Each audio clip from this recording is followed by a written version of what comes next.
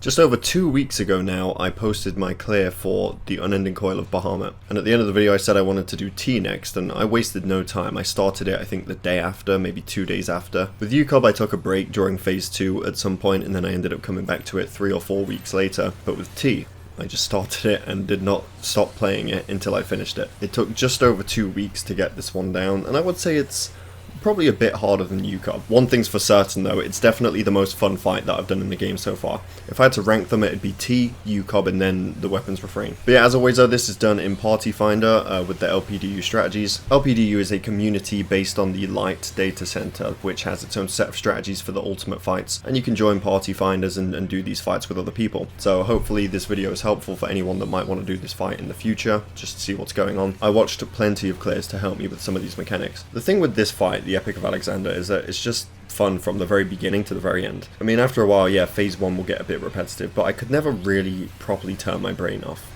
after phase 1. With limit cut, for the longest time I had to say out loud 1, 2, 5, 6, 3, 4, 7, 8, because I would always just confuse myself with what side I had to go to. Phase 2 is interesting. It's all about passing the coloured debuff things that you get, the icons above your head. At the end of the phase, Brute Justice will check basically if everyone has the colour that they need. So when they come out at the beginning of the phase, they don't last all the way up to the end. You have to pass them so that they don't ever phase out basically. If someone dies or if someone doesn't pass, then it's going to be lost, and then at the end of the phase he'll do the check, someone won't have it, and everyone will die. And if you touch somebody with the opposite colour, you both die, which pretty much resets the run anyway. So it's all about spreading out, being careful, not touching just don't touch each other. Phase 3 was fine in my opinion, but Phase 4 scares me still. Like, you don't want to screw up, you know, you want to luck at your clone, you don't want to miss defamation if you get defamation. I had someone stand on the party with that, and yeah, it doesn't end well. One of the mechanics on that phase, you get debuffs, which is going to determine what you have and what you have to do, where you have to stand, but it doesn't show you what debuff you have. It shows you a clone of your character, and you have to see what you have based on what happens to them. I'm always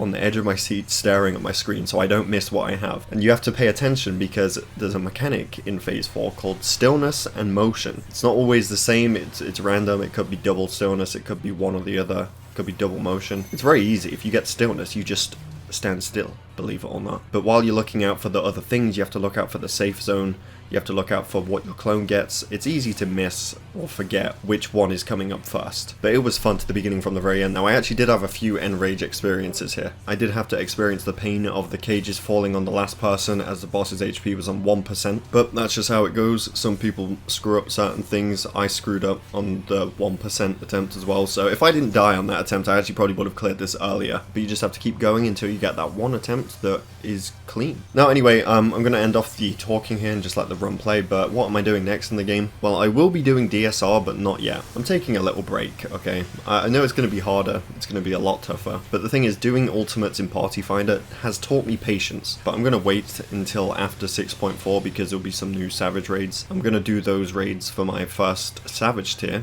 and then I want to play Final Fantasy 16 as well. So 2 months or something, and then maybe I'll think about starting DSR. But until then, I'm taking a break. I'm still going to be clearing these same ultimates that I've already done before, just continuously, you know, beating them, keeping up with them. But I'm taking a break from learning a new ultimate raid for a month or 2. That being said, thank you for watching. I hope you all enjoyed. Definitely subscribe if you're new here, and I'll see you all in my next video.